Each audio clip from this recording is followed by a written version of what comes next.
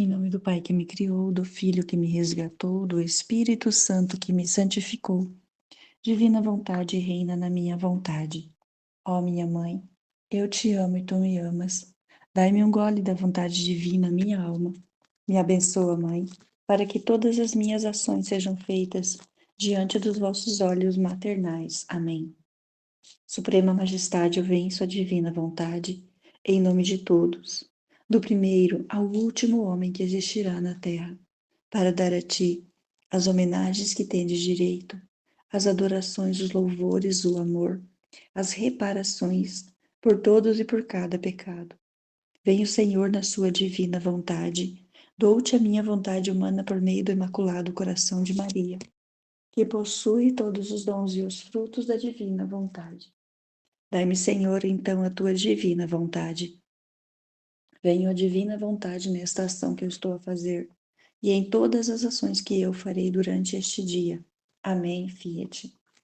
Vinde, Espírito Santo, vinde por meio da poderosa intercessão do Imaculado Coração de Maria, vossa amadíssima esposa e nossa mãe. Amém. Vinde, Espírito Santo, vinde por meio da poderosa intercessão do Imaculado Coração de Maria, vossa amadíssima esposa e nossa mãe. Amém. Vinde, Espírito Santo, vinde por meio da poderosa intercessão do Imaculado Coração de Maria, vossa amadíssima esposa e nossa mãe. Amém. Eu não sou nada, Deus é tudo.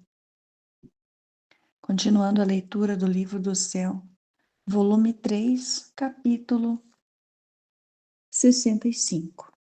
25 de abril de 1900. A pureza no agir é luz. E encontrando-me fora de mim mesma, e não encontrando ao meu doce Jesus, tive que agir muito para ir em busca dele. No final, encontrei-o nos braços da rainha mãe, a beber o leite do seu peito, e enquanto eu lhe dizia e fazia, parecia que não me prestava atenção, ou melhor, nem sequer me olhava. Quem pode dizer a dor de meu coração ao ver que Jesus não me fazia caso? Depois de ter dado rédea solta às lágrimas, tendo compaixão de mim, veio em meus braços e derramou em minha boca um pouco desse leite que tinha chupado da mãe rainha. Depois disso, olhei seu peito e tinha uma pequena pérola, tão resplandecente que investia de luz a humanidade santíssima de Nosso Senhor. Então, querendo saber o significado, perguntei a Jesus que coisa era essa pérola, que enquanto parecia tão pequena, expandia tanta luz. E Jesus: é a pureza do teu sofrer, porque embora seja pequeno, mas como sofre somente por amor meu, e estarias disposta a sofrer mais se eu te concedesse, esta é a causa de tanta luz. Minha filha, a pureza no agir é tão grande que quem opera com o único fim de agradar a mim só, não faz outra coisa que mandar luz em todo o seu agir. Quem não age corretamente, mesmo o bem, não faz outra coisa senão espalhar trevas. Então eu vi no peito de Nosso Senhor, e ele tinha um espelho muito claro, e parecia que quem caminhava retamente estava tudo absorvido naquele espelho, que não estava, que ficava fora, sem que pudessem receber qualquer marca da imagem do bendito Jesus. Ah, Senhor, tenha-me toda absorvida neste espelho divino, a fim de que nenhuma outra sombra de intenção tenha eu em meu obrar. Capítulo 66. 1º de maio de 1900. Frutos da cruz.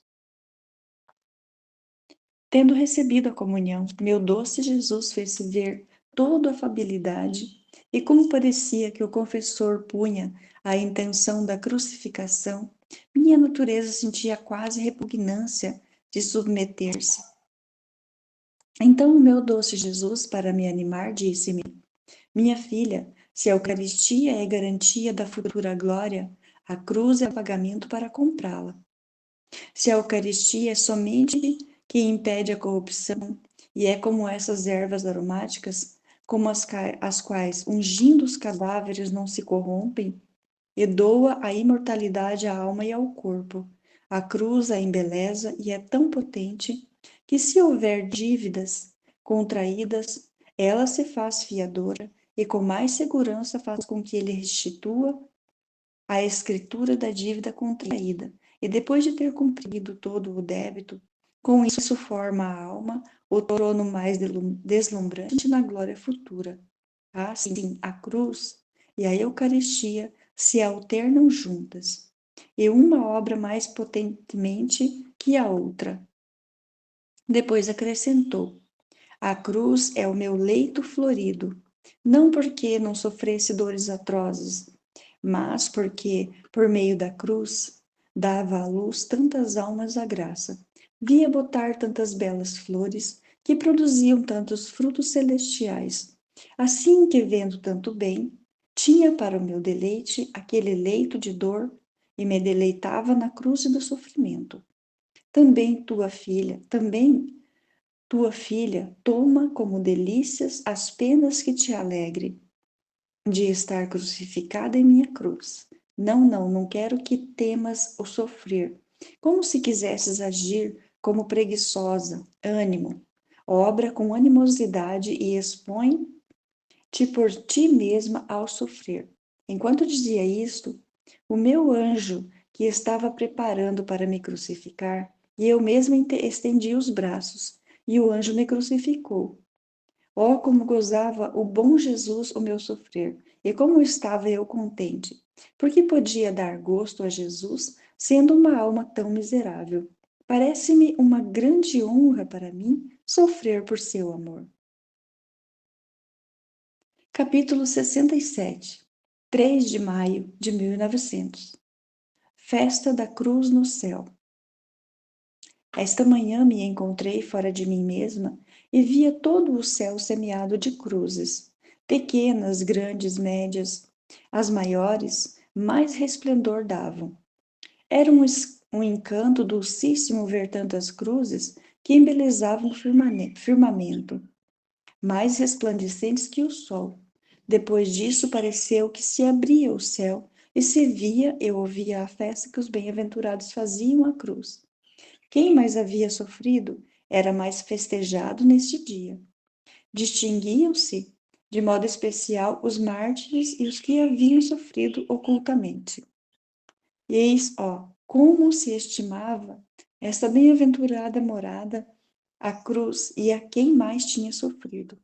Enquanto via isto, uma voz ressoou por todo o empírico que dizia: se o Senhor não mandasse as cruzes sobre a terra, seria como aquele pai que não tem amor pelos próprios filhos, que em vez de querer vê-los honrados e ricos, quer vê-los pobres e desonrados. O resto que vi desta festa, não tenho palavras para explicá-lo. Sinto-o em mim, mas não sei manifestá-lo, por isso fico em silêncio. Capítulo 68, 9 de maio de 1900. Luísa vê o mistério da Santíssima Trindade na forma de 3 sóis. Depois de ter passado dias de privação, e não só isso, mas também de perturbação, esta manhã encontrando-me mais perturbada sobre o meu miserável estado, o adorável Jesus ao vir disse-me: tu, estando inquieta, perturbaste o meu doce repouso. Ah, sim, não me deixa descansar mais. Quem pode dizer como fiquei mortificada ao ouvir que tinha tirado o repouso de Jesus Cristo? Apesar de tudo isto, por algumas horas me acalmei, mas depois me encontrei mais inquieta do que antes. Tanto que eu mesma não sei desta vez onde irei terminar. Depois daquelas poucas palavras que Jesus disse, encontrei-me fora de mim e, olhando para a abóbada do céu, descobria nela 3 sóis. Um deles parecia pousar no oriente, outro no ocidente, o terceiro no meio do dia. Era tanto o esplendor dos raios que emanavam, que se uniam uns com os outros, de modo que formavam um só. Parecia-me ver o mistério da Santíssima Trindade, e o homem formado com as três potências à imagem dela. Compreendia também que quem estava naquela luz, sua vontade ficava transformada no Pai, a inteligência no Filho e a memória no Espírito Santo. Quantas coisas compreendia, mas não sei manifestá-las. Capítulo 69, 13 de maio de 1900. Privação de Jesus. Continua o meu estado, e talvez ainda pior. Se bem faço quanto posso para estar quieta sem me perturbar, porque assim quer a obediência. Mas com tudo isto não deixo de sentir o peso do abandono que me oprime e chega até me esmagar. Ó Deus, que estado é esse? Diga-me, ao menos, em que te ofendi? Qual é a causa? Ah, Senhor, se você quiser continuar deste modo, eu acho que não posso resistir mais. Por isso, assim que se fez ver, pondo uma mão sobre o queixo em atitude de compadecer-me, disse-me: Pobre filha, a que estado te reduziste? E fazendo-me partícipe de suas penas, como o raio desapareceu, deixando-me mais aflita que antes, como se não tivesse vindo. E mais, sinto-me como se não tivesse vindo há muito tempo. E sinto tal aflição por isso, que vivo, mas meu viver é um contínuo agonizar. Ah, Senhor, dê ajuda e não me deixe no abandono, embora eu mereça. Capítulo 70, 17 de maio de 1900. Poder das almas vítimas. Continua meu estado de privação e de abandono. Então, encontrando-me fora de mim mesma, via uma inundação de água misturada com granizo. Parecia que várias cidades ficavam inundadas, com notáveis danos. Enquanto via isto, encontrava-me em grande consternação, porque queria impedir aquela inundação. Mas como me encontrava sozinha, e sobretudo não tinha comigo a Jesus, meus pobres braços, sentia-os fracos para poder fazê-lo. Então, com a grande surpresa, vi vir uma virgem, que parecia que era da América, e ela de um ponto e eu do outro conseguimos impedir, em grande parte, o flagelo que nos ameaçava. Depois disso, tendo-nos reunido, via aquela virgem com as insígnias da paixão da coroa e coroada com a coroa de espinhos, como também eu me encontrava, e uma pessoa que me parecia que fosse um anjo que dizia: o poder das almas vítimas. O que nos é dado fazer a nós, anjos, elas, com os seus sofrimentos, podem fazê-lo. Oh, se os homens soubessem o bem que lhes vem delas, porque estão bem, o bem público e particular. Não fariam outra coisa que implorar a Deus que multiplique essas almas sobre a terra. Depois disso, tendo-nos dito que nos confiamos mutuamente ao Senhor, separamo-nos. Capítulo 71, 18 de maio de 1900. Preencher o interior de Deus. Encontro-me ainda privada de meu adorável Jesus. No máximo alguma sombra vejo. Oh, quanto me custa amá-lo, quantas lágrimas devo derramar. Esta manhã, depois de me haver buscado e esperado muito, o encontrei em minha mesma cama, todo aflito com a coroa de espinhos que lhe transpassava a cabeça. E tirei pouco a pouco e a coloquei sobre a minha. Oh, como me via mal diante da sua presença! Não tinha força para dizer uma só palavra. Jesus, tendo compaixão de mim, disse-me: Tenha coragem, não temas. Procura preencher teu interior de mim e enriquecê-lo com todas as virtudes, até que transborde fora. E quando chegares a transbordá-las, então te levarei ao céu e terminarão todas as tuas privações. Depois disso, ele agregou, tomando um ar afligido: Minha filha, reza porque estão preparados 3 diferentes dias, de um longo e do outro, de tempestades, granizos, raios e inundações, que causarão grande dano aos homens e às plantas. Dito isto, desapareceu, deixando-me um pouco mais aliviada, no estado em que me encontro, mas com um pensamento. Quem sabe quando chegarei a transbordar? E se não o fizer, talvez me restará estar sempre distante dele. Capítulo 72. 20 de maio de 1900. Todas as coisas têm início no nada. Necessidade do repouso e do silêncio interior. Encontrando-me fora de mim mesma, me parecia que fosse de noite e via todo o universo, toda a ordem da natureza, o céu estrelado, o silêncio noturno. Em suma, me parecia que tudo tinha um significado. Enquanto olhava para isto, parecia-me que via Nosso Senhor, e tomando a palavra acerca do que via, disse: toda a natureza convida ao repouso. Mas qual é o verdadeiro repouso? É o repouso interior e o silêncio de tudo o que não é de Deus. Olhe as estrelas cintilantes de luz moderada, não deslumbrante como o sol, o sono e o silêncio de toda a natureza, dos homens e até dos animais, e que todos procuram um lugar, uma caverna onde estar em silêncio e repousar do cansaço da vida. Se isso é necessário para o corpo, muito mais para a alma é necessário repousar em seu próprio centro, que é Deus. Mas para poder repousar em Deus é necessário o silêncio interior, como ao corpo é necessário o silêncio, como ao corpo é necessário o silêncio exterior para poder-se pacificamente adormecer. Mas o que é esse silêncio interior? É fazer calar as próprias paixões, tendo-as em seu lugar. É impor silêncio aos desejos, às inclinações, aos afetos, em suma, a tudo o próprio ser, a reduzir-se ao nada, como era antes de ser criada. E quando tiver reduzido a nada o seu ser, retomá-lo em Deus. Minha filha, todas as coisas têm princípio do nada. Esta mesma máquina do universo que você vê com toda a ordem, se antes de criá-la tivesse estado cheia de outras coisas, eu não poderia colocar minha mão criadora para fazê-la com tanta maestria e deixá-la tão esplêndida e adornada.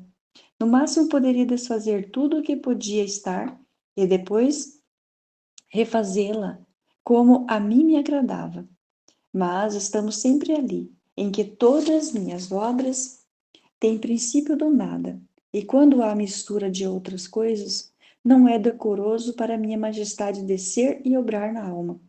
Mas quando a alma se reduz a nada e sobe a mim, e toma seu ser no meu, então eu o obro como o Deus que sou, e a alma aí encontra o verdadeiro repouso. Eis como todas as virtudes têm princípio na humanidade, na humildade e no aniquilamento de si mesmo. Quem pode dizer quanto compreendia sobre o que me dizia o bendito Jesus? Oh, como seria feliz minha alma se pudesse chegar a desfazer meu pobre ser, para poder receber de meu Deus seu ser divino. Oh, como me enobrecia, como ficaria santificada, mas que tolice é a minha, onde tenho o cérebro se ainda não o faço? Que miséria humana, que em vez de buscar seu verdadeiro bem e de empreender seu voo ao alto, se contenta em arrastar-se por terra e viver na lama e na podridão. Depois disto, meu amado Jesus me transportou dentro de um jardim em que havia muita gente que se preparava para assistir a uma festa. Mas aqueles que recebiam uma divisa podiam assistir, mas eram poucos os que recebiam esta divisa. A mim me veio um grande desejo de recebê-la, e tanto fiz que consegui meu propósito. Depois, tendo chegado ao ponto onde recebiam, uma venerável matrona primeiro me vestiu de branco, depois me pôs uma banda celestial da qual pendia uma medalha marcada com o rosto de Jesus, e que enquanto era rosto, ao mesmo tempo era espelho, que ao contemplar-se nele, se descobriam as menores manchas, e que a alma, com a ajuda de uma luz que vinha de dentro daquele rosto, podia ser facilmente removido. Parecia-me que esta medalha continha o significado misterioso. Depois tomou um manto de ouro finíssimo e me cobriu toda. Parecia-me que vestida assim, podia competir com as virgens bem-aventuradas. Enquanto isso acontecia, Jesus me disse: Minha filha, voltemos a ver o que fazem os homens. Por agora basta que estejas vestida. Quando for a festa, então te levarei para assistir. Assim, depois de ter virado um pouco, transportou-me para minha cama. Capítulo 73. 21 de maio de 1900. O estado mais sublime é desfazer o nosso querer no querer de Deus e viver da sua vontade. Esta manhã, meu adorável Jesus não vinha. Depois de muito esperar, veio e me acariciou, me disse: Minha filha, sabes qual é a minha mira sobre ti e o estado que quero de ti? E parando um pouco, acrescentou: O olhar que tenho sobre ti não é de coisas prodigiosas, e de tantas outras coisas que poderia obrar em ti, para mostrar minha obra, senão que minha mira é te absorver em minha vontade e te fazer uma só coisa com ela, e fazer de ti um exemplar perfeito de uniformidade de teu querer com o meu. Este é o estado mais sublime, é o prodígio maior, é o milagre dos milagres, o que de você quero fazer. Minha filha, para chegar perfeitamente a fazer um nosso querer, a alma deve tornar-se invisível, deve imitar-me a mim, que enquanto encho o mundo com tê-lo absorvido em mim e com não ficar absorvido nele, torno-me invisível e de nenhum modo me deixo ver. Isto significa que não há nenhuma matéria em mim, senão que tudo é puríssimo espírito. E se em minha humanidade assumida tomei a matéria, foi para assemelhar-me em tudo ao homem e dar-lhe um exemplar perfeitíssimo de como espiritualizar esta mesma matéria. Então a alma deve espiritualizar tudo e chegar a tornar-se invisível para poder fazer facilmente uma sua vontade com a minha vontade. Porque o que é invisível pode ser absorvido em outro objeto, de dois objetos com os quais se quer formar um só. É necessário que um perca a própria forma. De outra maneira, jamais se chegaria a formar um só ser. Que sorte seria a sua se, destruindo a si mesmo, até se tornar invisível, pudesse receber uma forma toda divina. E mais, tu com ficar absorvida em mim e eu em ti, formando um só ser, virias a reter em ti a fonte divina. E como minha vontade contém todo o bem que pode existir, virias a reter todos os bens, todos os dons, todas as graças, e não teria que procurar em outro lugar, senão em você mesma. E se as virtudes não têm confins, estando em minha vontade, segundo a criatura possa chegar, encontrará seu termo, porque minha vontade faz chegar a adquirir as virtudes mais heróicas e mais sublimes que a criatura por si só não pode superar.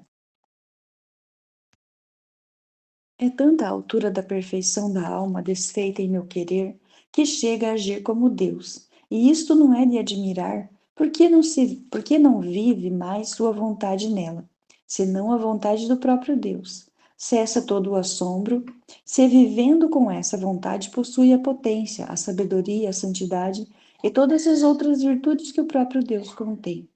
Basta te dizer, para fazer que você se apaixone e coopere, o quanto puder por sua parte para chegar a tanto, que a alma que chega a viver só do meu querer é rainha de todas as rainhas, e seu trono é tão alto que chega até o trono do Eterno, e entre os seus e entra nos segredos da Augustíssima Trindade e participa no amor recíproco do Pai, do Filho e do Espírito Santo. Ó, como todos os anjos e santos a honram, os homens a admiram e os demônios a temem, descobrindo nela o ser divino. Ah, Senhor, Quando é que me vais fazer chegar a isto? Por que não posso fazer nada por mim? Agora, quem pode dizer o que o Senhor infundia em mim com luz intelectual sobre esta uniformidade de querer-vos? É tanta a altura dos conceitos que minha língua não bem treinada não tem palavras para expressá-los. Apenas pude dizer, e isto pouco, se bem disparatando, do que o Senhor com luz vivíssima me fez compreender. Capítulo 74, 26 de maio de 1900. O querer de Luísa é um com o de Jesus. Encontrando-me muito afligida pela privação de meu adorável Jesus, que ao mais vem como sombra e relâmpago, sinto que não posso seguir adiante se ele quiser continuar assim. Então, encontrando-me no máximo da aflição, por causa